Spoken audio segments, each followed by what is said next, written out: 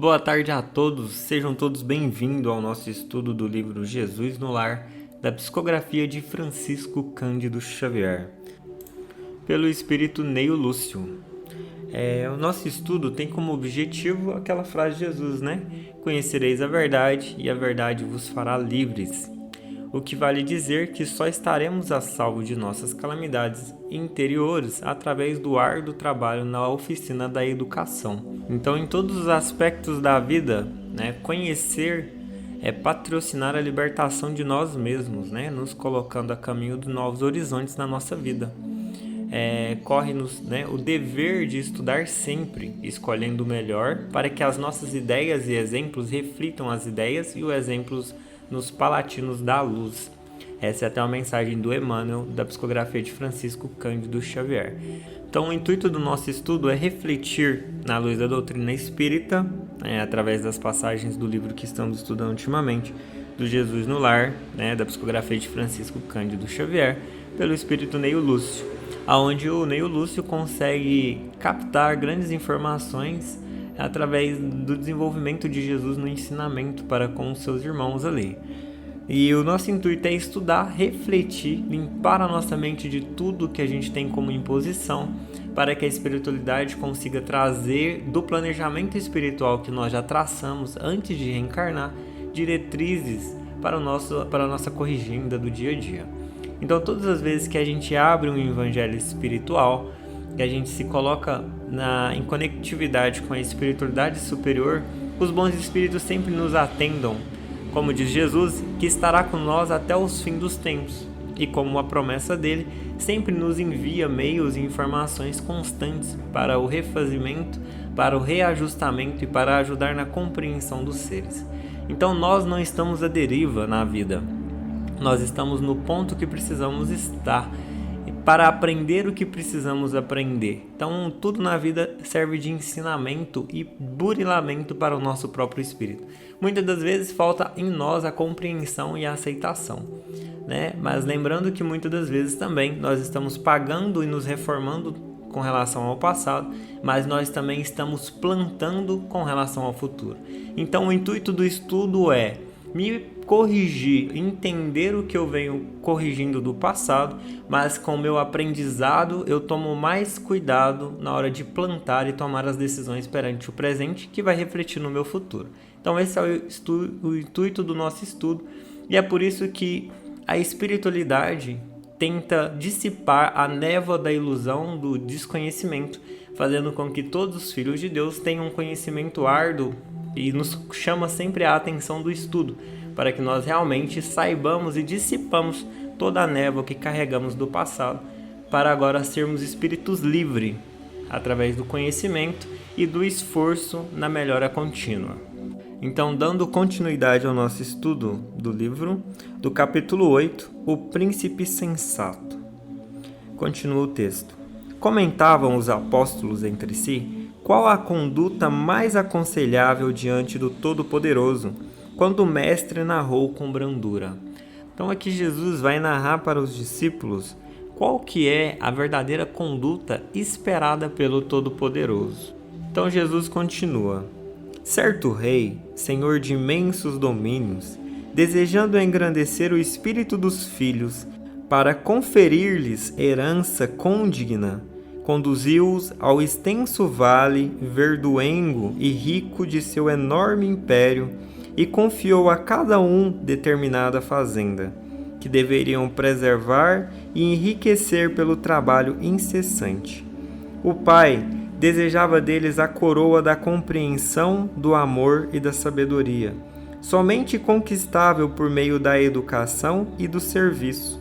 E como devia utilizar matéria transitória, deu-lhes tempo marcado para as construções que lhes seriam indispensáveis, mais tarde aos serviços da elevação. Assim, procedia porque o vale era sujeito a modificações, e chegaria o momento em que a arrastadora tempestade visitaria a região, guardando-se em segurança apenas aqueles que houvessem erguido forte reduto. Né? Então, até aqui, a gente já tem alguns esclarecimentos sobre o estudo, né? Sobre o que Jesus tentou passar para os discípulos ali. Então, o rei, a gente pode interpretar o rei como se fosse Deus, né? Nesse caso. E aonde Deus aqui tinha uma determinada fazenda. Ou seja, hoje nós estamos, né, de forma simbólica, na fazenda de Deus. Então, é onde Deus nos deu os meios necessários para o aprimoramento dessa fazenda e fazer com que ela se prospere. Não para nós, mas para todos que fazem parte dela. Para que nós façamos que ela se transforme um lugar ideal, um lugar de paz, um lugar de harmonia, através da retificação e do amparo para com todos. Só que aqui, o rei, no caso, Deus, usa essas palavras, né? Então ele deseja coroar, mas ele diz, é necessário a compreensão do amor e da sabedoria. Então, compreender. Então, às vezes nós falamos muito de amor, mas a gente não compreende. O amor que a gente tem hoje como amor, ele está um pouco ainda distante do amor sublime, que é o amor esperado pela espiritualidade superior, que é aquele amor sem distinção. É aquele amor que vai, do mesmo jeito que eu quero o bem para alguém especial para mim, eu também quero o bem especial para outra pessoa. E também da sabedoria, que a sabedoria ela nos dá os meios de compreender como verdadeiramente as coisas funcionam. Então Deus, ele é sabedoria e ele é amor. E ao mesmo tempo a sabedoria junto com o amor se torna uma justiça, mas uma justiça realmente justa, aonde não pesa nem para um e nem para o outro. Só que ele diz que isso só vem através da educação. Então, para nós alcançarmos isso, a gente precisa da educação e serviço, porque o serviço é o meio de que Deus criou. E se a gente analisarmos, tudo na nossa vida está em movimento. Tudo, desde o micro ao macro está em movimento, está em fase de trabalho, né? Mesmo que de forma talvez inconsciente, mas está impulsionado ao trabalho. Ou seja, o trabalho ele tem como a forma educativa do espírito, né? Então é aquela questão que a prática leva à perfeição. Então você trabalhando, você realmente compreende, enquanto que a teoria ela realmente aprimora, ela dá conceitos, mas eu preciso colocar em prática. Então aqui, olhando nessas atividades, Jesus, por exemplo, quando ele veio à Terra, ele veio com o intuito de exemplificar, ou seja, ele ensinava, mas ele dava o exemplo. Então, como que Jesus chegou nessa questão do entendimento? Através do exemplo. Todas as vezes que a gente executa uma tarefa manual, a gente tem mais facilidade, às vezes, para exemplificar ela, para poder ensinar, porque eu já vivenciei. Agora, quando nós estudamos a teoria, a gente precisa colocar em prática. No plano espiritual, antes da gente reencarnar, por exemplo, nós planejamos junto com a espiritualidade. Só que a espiritualidade, os espíritos arquitetos que nos auxiliam, já executaram aquela tarefa. Quando Jesus diz o fardo é proporcional aos ombros da pessoa, é justamente isso. Então, do mesmo jeito que a gente prejudicou alguém no passado e a gente não recorda agora, nós também conseguimos reconciliar essa pessoa e redirecionar ela no caminho correto, né? Então Jesus ele tem uma sabedoria imensa com relação a isso, mas ele sempre deixou claro que a transformação do mundo não é feita em cima de teorias. A transformação do mundo não é feita em cima somente de mandatários, de criar ordens, de mandar e de dar. É feita em cima de atitudes. Tudo se movimenta e é o movimento que faz com que as coisas se transformem. É através da minha reforma, né? Através das minhas atitudes, que o outro vai ver e falar, nossa, realmente ele mudou, então eu também consigo mudar. Agora, quando nós, por exemplo, só dizemos, só falamos, só tentando impor situações, sem exemplo, não acontece nada. Talvez realmente alguém vai pegar as informações e vai enquadrar e fazer essa mudança, mas ela realmente precisa ter uma base sólida ali. Como diz Jesus, a estrutura tem que estar firme, porque vai vir a tempestade. E Deus, ele olha realmente, é a base. Se a base foi consolidada, se a base não é uma base frágil, né? Então, nós, por exemplo, vamos ser abalados por essa tempestade que vai vir. Todos nós, uma hora ou outra, temos uma ficha de chamada para o retorno à vida espiritual, que é a verdadeira vida. E vai ser lá que nós deveremos prestar contas do que fizemos na fazenda de Deus. Ou seja, quantos espíritos você conseguiu redirecionar na sua caminhada, que você mesmo pediu antes de encarnar, só que nós não recordamos. Então a chave, o segredo está em nós. Todos nós somos responsáveis por nós mesmos. Deus já nos coloca todo o necessário para esse aperfeiçoamento. Então, realmente, a nós sempre nos conectarmos com a espiritualidade, nos esforçarmos para estudar, compreender e praticar. A prática sempre leva à perfeição. E aí ele continua.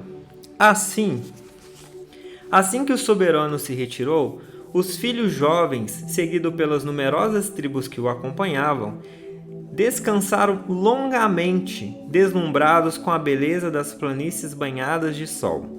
Quando se levantaram para a tarefa, entraram em compridas conversações com respeito às leis de solidariedade, justiça e defesa, cada qual a exigir especiais deferências dos outros.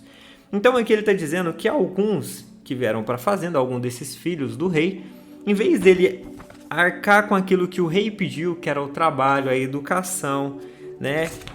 A reforma ali, o amor, o serviço, a compreensão. Não, ele preferiu fazer o quê? Descansar longamente, porque aos olhos dele já estava tudo pronto no mundo, então realmente era ficar tranquilo. Só que a gente esquece que muitas das vezes a ociosidade, ela dificulta. É como se fosse um quintal, ou seja, você olha o quintal e aí você fala, nossa, eu não vou capinar ele porque o mato está baixo. E aí você vai deixando. Depois de um mês, pode acontecer de vir insetos, de vir outros problemas que nem estavam na situação, porque são outros tempos já que você vai ter que lidar. No tempo que você tinha, talvez era mais fácil. Agora o tempo mudou um pouco. Você precisa agora de um pouco mais de esforço. Então é aquela frase, aproveita o dia de hoje, aproveita a situação do dia de hoje, se esforça. Né? Nós temos a eternidade para caminhar, mas quanto mais tempo, mais rápido nós caminhar nos esforçando, nós vamos ter, como diz Jesus, né? O planeta que vai ser prometido àqueles que realmente se esforçam pelo aprimoramento seu e pelo aprimoramento do próximo, né? Sem imposição, sempre olhando para dentro de nós. Nós temos que ser responsáveis conosco, fazer a nossa transformação e assim o mundo transforma também. Então aqui ele diz que em vez das pessoas trabalharem, né, os príncipes trabalharem, algum dos filhos trabalhar, eles simplesmente preferiram o quê? Ficar falando, comentando e descansando, né, em várias conversações a respeito das leis da solidariedade, ou seja, colocando em regra aquilo que talvez já estava definido. Quase ninguém cuidava da aplicação dos regulamentos estabelecidos pelo governo central. Então aqui ele diz, quase ninguém falava sobre isso. Os príncipes e seus afeiçoados, em maioria por questão de conforto pessoal, esmeravam-se em procurar recursos sutis com as que pudessem sonegar sem escândalos visíveis entre si.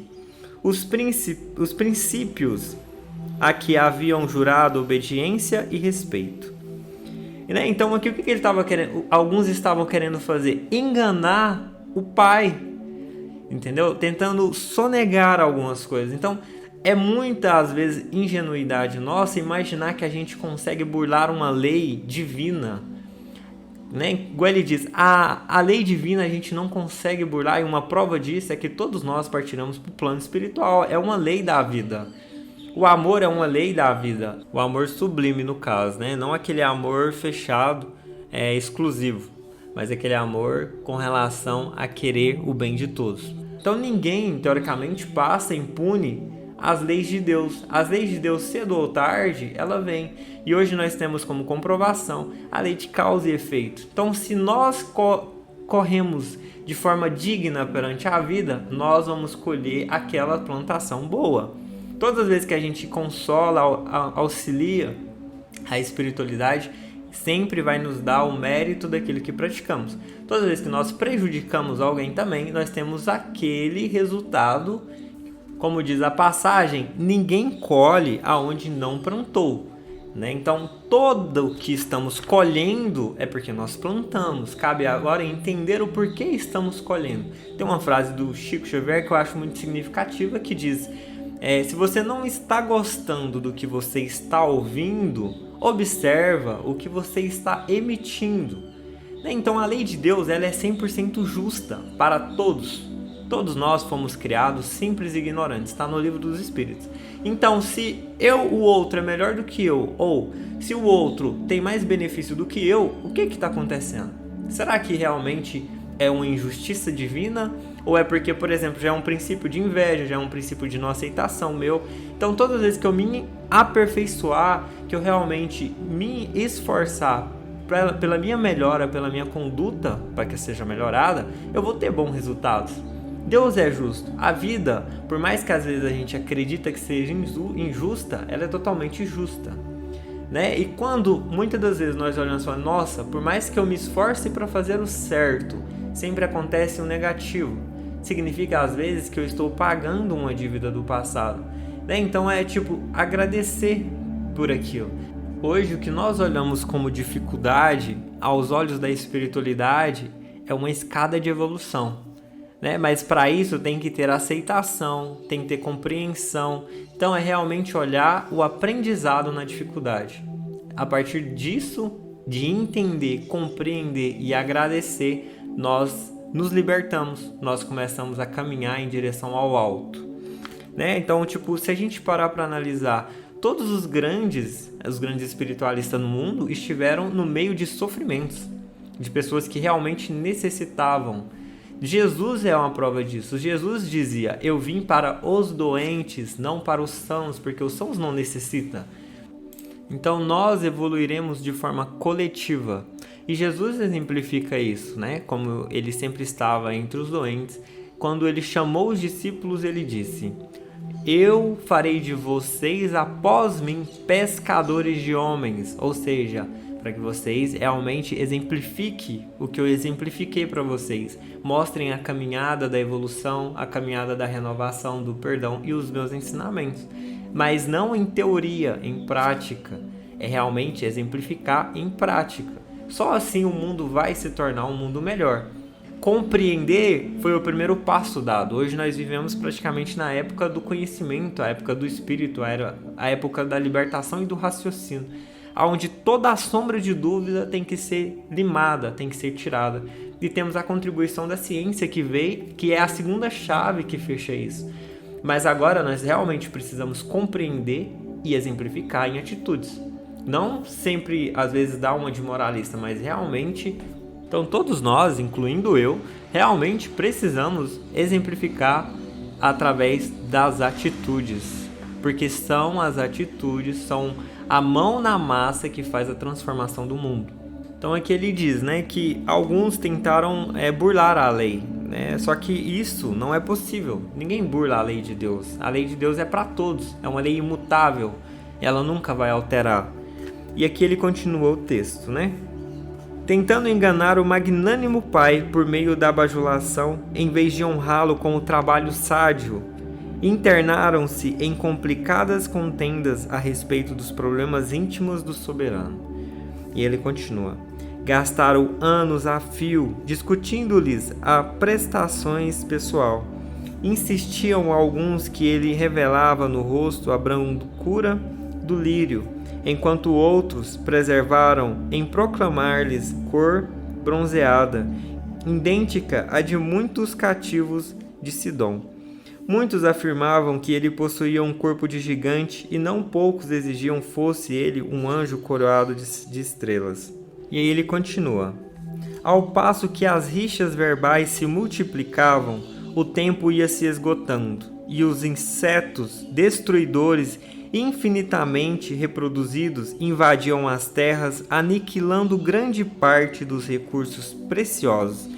Então aqui ele está dizendo, em vez de ter colocado a mão na massa, realmente trabalhado, ficaram ociosos e aconteceu isso que ele veio falando. No nosso espírito é do mesmo jeito. Então nós, antes de encarnarmos, nós pedimos para nascer. nós imploramos para nascer. E a espiritualidade criou a situação necessária para a nossa reencarnação, para o nosso aprimoramento. Só que chegamos aqui, as coisas do mundo, as situações do mundo, às vezes criam uma utopia na nossa venda, nos nossos olhos, quando a gente começa novamente a olhar para as questões do mundo e esquecemos da questão espiritual. Mas, como Deus é Pai de todos, chega o momento que nós acabamos entrando em situações complicadas.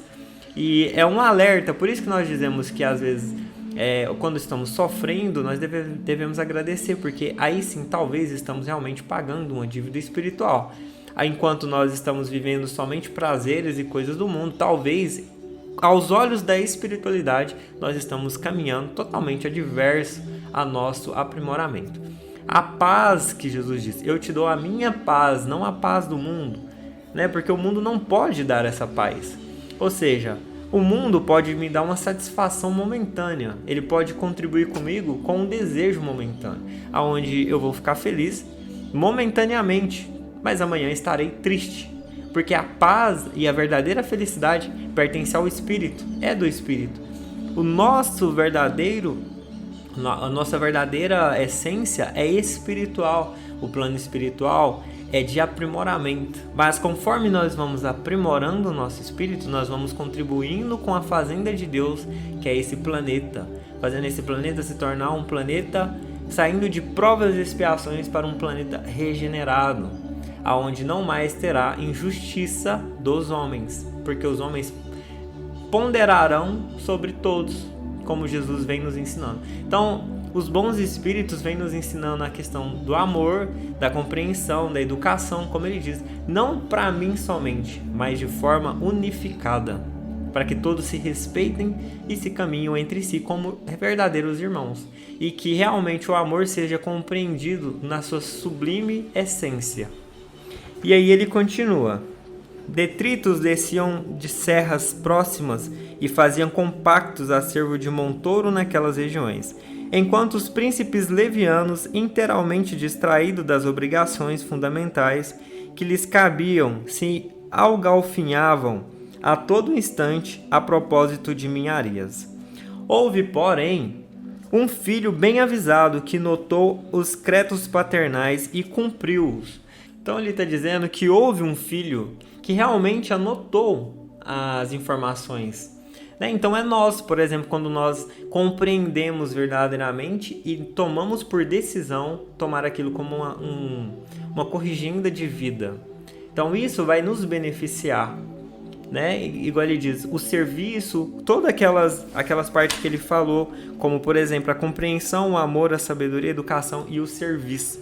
Então ele anotou, né? Esse filho que ele diz aqui agora no próximo texto, ele anotou, e ele foi um filho que provavelmente construiu, criar os alicerces, né? Então na nossa vida é isso, é nós realmente compreender e praticar, ou seja, ter anotado na nossa consciência positivamente, para que nós possamos realmente fazer essa transformação cotidiana nessa formação da vida. E aí ele diz, né, continuando: jamais esqueceu os conselhos do rei, e quando lhes era possível, o estendia aos companheiros mais próximos. Tá vendo? Então, aqui, além dele anotar, ele exemplificava para o seu próximo. Ele não guardava só para ele. Na nossa família, por exemplo, Deus, ele é um ser tão perfeito, né, que ele pega os seus filhos e coloca para ensinar os seus outros filhos. Então, a nossa família, por exemplo, a gente tem o nosso pai e a gente tem os filhos. Ou seja, o filho que veio, provavelmente, na grande maioria, é alguém que eu prejudiquei no meu passado. E hoje ele retorna para me reeducá-lo, para me reorientá-lo, para me recolocar no caminho. Através do quê? Da conduta de disciplina, somente mandando e pedindo? Não. Primeiro, o pai dá o exemplo. Segundo, ele exemplifica aquilo para o filho. E o filho vai aprender, transformando o ódio do passado em agora amor e educação. Então o pai, teoricamente, ele prepara o filho para a nova jornada, para que ele consiga realmente vencer. Então aqui na leitura ele continua: Jamais esqueceu os conselhos do rei, e quando lhes era possível, os estendia aos companheiros mais próximos. Utilizou grande número de horas que as leis vigentes lhes concediam ao repouso e construiu sólido abrigo que lhes garantia a tranquilidade no futuro, semeando-lhes a beleza, a alegria em toda a fazenda, que o genitor lhes cedera por empréstimo. Tá vendo? Então ele foi o que? Ele utilizou, ele anotou os ensinamentos e utilizou todo o tempo que ele tinha disponível. Nós temos esse tempo disponível. E aí às vezes a gente para pensar, né? Por que alguns é mais produtivo do que outros? Ou seja, talvez ele realmente faz igual esse príncipe que foi o bom filho. Ele utiliza do tempo da forma adequada. Se nós utilizarmos esse tempo que nós temos emprestado por Deus, a gente consegue fazer grandes coisas no nosso próprio progresso, no nosso próprio aproveitamento. O próprio André Luiz nos narra que na colônia de Nosso Lar eles utilizam bônus horas. Então todas as vezes que nós utilizamos o tempo para o trabalho, a gente não tem tempo para pensar em coisas negativas. É aquela frase antiga que diz e tem muito significativo, né? Então, pensamento vazio é a oficina do diabo. Então, assim, o trabalho, em todo o sentido da vida, ele preenche. Realmente ele preenche e ele molda novamente o espírito ali da forma correta, né? Ou pelo menos ele se esforça para aquilo. E a caridade, na sua simplicidade, é do mesmo jeito. A gente passa a ver a vida de uma forma diferente quando nós executamos a atividade ali. Então, é realmente aproveitar o tempo. O próprio Jesus disse na sua passagem: meu Pai trabalha até hoje, até agora, e eu trabalho também. Né? Então, ou seja, Deus está trabalhando na sua perfeição para nos garantir o infinito. E nós, como filho de Deus, estamos aprimorando a fazenda de Deus, né? Como ele usou na metáfora, ou seja, o mundo, né? Saindo de um mundo de transformação para um mundo de regeneração. Então, quem que é o responsável por essa regeneração? Os próprios filhos de Deus, aonde é prometido. Né? Então, o que ele quis dizer nessa passagem até o momento?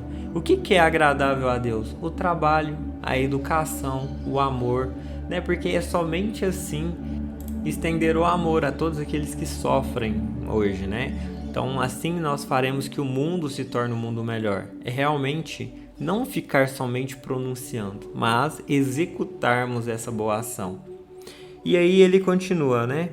É assim, quando a tormenta surgiu renovadora e violenta, o príncipe sensato que amara o monarca e servia-o, desvelado e carinhoso, estendendo-lhes as lições libertadoras pela fraternidade pura, e compreendendo-lhes a vontade justa e bondosa pelo trabalho de cada dia, com as aflições construtivas da alma e com o suor do rosto, foi naturalmente amparado num santuário de paz e segurança, que os seus irmãos discutidores não encontraram. Tá vendo? Então aqui Jesus, na sua passagem, no seu ensinamento, nos exemplifica de que é somente o trabalho que edifica. E aí continua: do silêncio pairou na sala singela. Decorridos alguns minutos, o mestre fixou os olhos lúcidos na pequena assembleia e concluiu: quem muito analisa sem o espírito de serviço pode viciar-se facilmente nos abusos da palavra, mas ninguém se arrependerá de haver ensinado bem e trabalhado com as próprias forças, em nome do Pai Celestial, no bendito caminho da vida. Né? Então, que nós realmente possamos estudar, compreender e praticar, porque a prática leva à perfeição. A perfeição do espírito e auxilia, e dessa forma nós verdadeiramente nos colocaremos na situação do outro. Então, quando nós trabalhamos, nós vivenciamos aquilo. A experiência é trazida para dentro, né? Então não é uma teoria, não é simplesmente uma palavra, é uma atitude. E nós não conseguiremos mudar o mundo somente falando, né? Num pai de família, por exemplo, também não é somente dialogando, é necessário sempre darmos o exemplo ele não tem é aquele ditado, contra fatos não há argumentos, né? Então é um fato, é uma exemplificação, é uma prática. Jesus, por exemplo, ninguém pôde desmentir ele, porque ele executava o que ele estava falando. Então ele não simplesmente falava, ele fazia. Então ele tinha propriedade para poder falar aquilo, né? Então nós, por exemplo, é na mesma questão. Nós também precisamos nos esforçar pela prática, né? Nos esforçar constantemente, nos vigiar constantemente, para que nós realmente conseguimos sair vencedores nessa encarnação. E como prova disso tudo, todos nós estamos encarnados para dar o exemplo na prática, que a prática realmente transforma o espírito. Então, nosso estudo de hoje teve a lição de que não existe evolução e aprendizado sem trabalho. O trabalho edifica e ensina através da experiência. Então, é exemplificar ensinamentos de Jesus, não somente em palavras, mas em atitudes, né? Então, tudo isso que a gente estudou hoje serve também para mim, que todos nós, né, como filho de Deus, possamos realmente exemplificar em atitudes, estendendo sempre a mão, começando dentro de casa e exteriorizando para toda a nossa caminhada. Fiquem todos com Deus. Esse foi o nosso estudo do capítulo 8. Espero que todos estejam bem. Muita paz a todos.